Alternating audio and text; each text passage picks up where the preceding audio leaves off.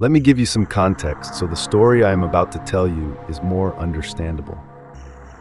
Our dog, Buddy, has always slept in the garage every night since I was a little kid. Our parents would scoop him up from wherever he was lounging and stick him in the garage.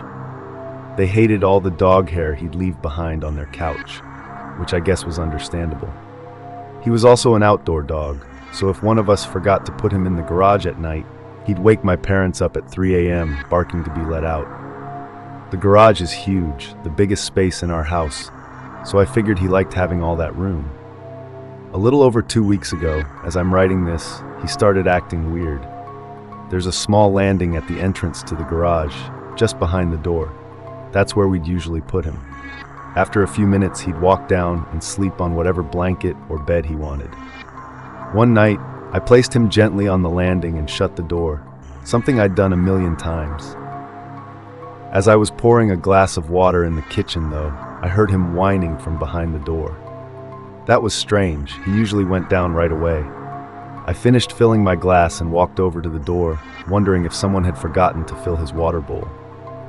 I opened the door, and he bolted into the living room like he was chasing something. I checked the bowl, and it was full. Weird, I thought, turning to go find him.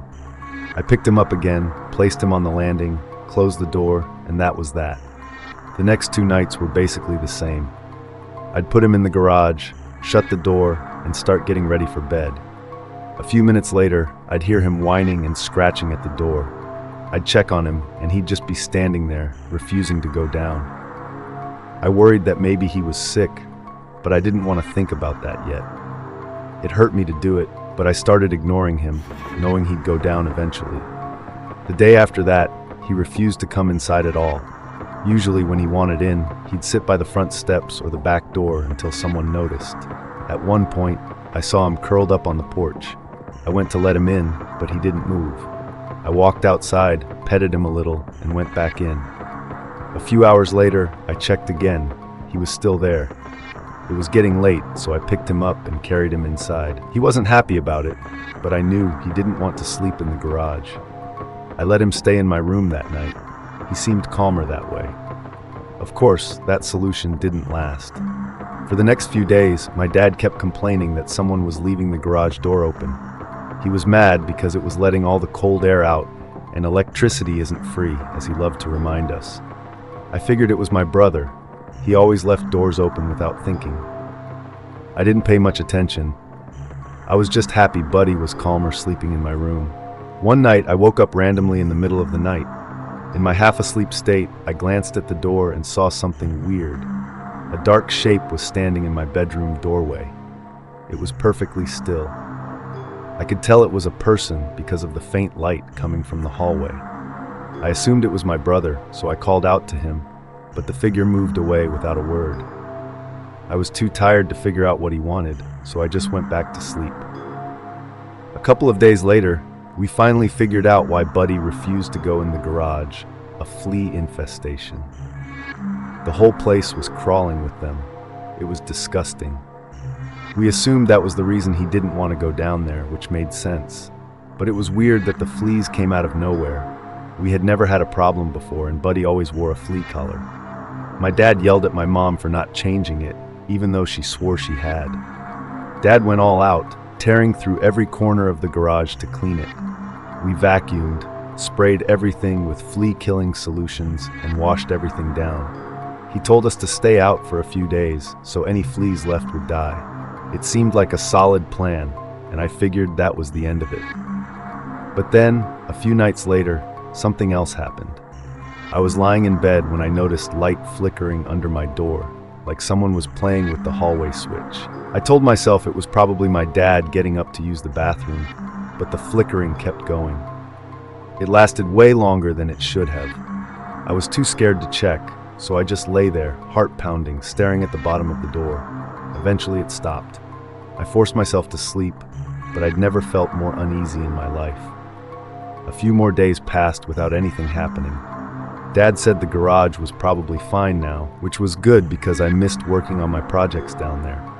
After school, I went to check it out. As soon as I stepped inside, though, I knew something was wrong. There were still fleas. a lot of them. It didn't make sense. After all the cleaning, they should have been gone.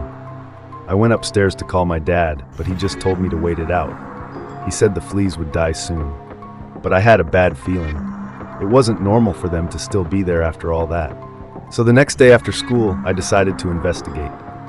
I went to the back of the garage, into the storage area where we kept old boxes and tools. Maybe a rat had gotten in and died. I opened the door, and the smell hit me immediately. A thick, rotten stench. I followed the smell to the far end of the room, where there was an old crawl space that connected to the house's plumbing. It was pitch black back there, and the smell only got stronger as I stepped closer. I didn't want to go in, it was too dark. I turned to grab a flashlight, and that's when I heard it. Breathing. It was quiet at first, but steady, like someone was hiding in there. I froze. My stomach dropped. The breathing got louder, like whoever or whatever it was getting closer. I stepped back. Before I could react, something moved. A figure lunged toward me from the shadows. A hand reached out, but I jumped away before it could grab me. I didn't stay to see what it was. I ran upstairs as fast as I could, slammed the garage door shut, and called the police. When they arrived, they searched the house, but no one was there. They found empty chip bags and old food wrappers in the crawl space, but that was it. Whoever had been down there had escaped through the side door. The officer said it was probably a homeless person who had snuck in for shelter, but I couldn't stop thinking about how long they had been there, and how much they had seen. My parents were just as shocked as I was. We've kept the garage door locked ever since, and Buddy still refuses to go anywhere near that door, like whoever or whatever it was getting closer. I stepped back. Before I could react, something moved. A figure lunged toward me from the shadows. A hand reached out, but I jumped away before it could grab me. I didn't stay to see what it was. I ran upstairs as fast as I could, slammed the garage door shut, and called the police. When they arrived, they searched the house, but no one was there. They found empty chip bags and old food wrappers in the crawl space, but that was it. Whoever had been down there had escaped through the side door. The officer said it was probably a homeless person who had snuck in for shelter. But I couldn't stop thinking about how long they had been there, and how much they had seen. My parents were just as shocked as I was. We've kept the garage door locked ever since, and Buddy still refuses to go anywhere near that door.